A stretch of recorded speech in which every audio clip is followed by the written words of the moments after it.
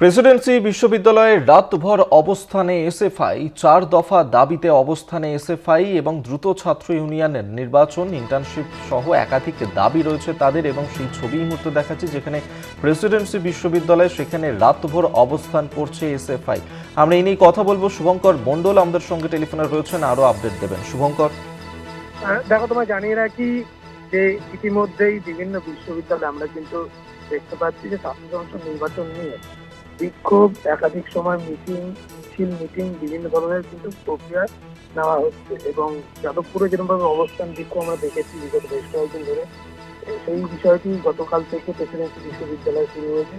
গতকাল সন্ধ্যের পর থেকে প্রেসিডেন্সি বিশ্ববিদ্যালয়ে এসএফআই ছাত্র সংগঠনের তরফ থেকে এসএফআই কর্মীরা ও ছাত্রছাত্রীরা তারা অবস্থানে বসেছে। তাদের মূল দাবি হচ্ছে ছাত্র সংসদ নির্বাচন অবিলম্বে করতে হবে। এবং সেখানে কিন্তু তারা জানাচ্ছেন যে ইতিমধ্যেই তারা বিষয়টি বিশ্ববিদ্যালয় বছরে এনেছেন। এবং তোমায় জানিয়ে রাখি সেখানে যেরকম তাদের দাবি রয়েছে অবিলম্বে ছাত্র সংসদ নির্বাচন করানো, একই সঙ্গে বিশ্ববিদ্যালয়ের ছাত্র শিক্ষক প্রতিনিধি সহ সক্রিয় সুগঠিত প্লেসমেন্ট ব্যুরো গঠন করতে হবে।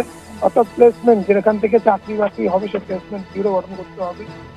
তৃতীয়ত বা 3 নম্বর তাদের যে দাবি, বিশ্ববিদ্যালয় কেন্দ্রীয় ইন্টার্নশিপ সেল গঠন করতে হবে।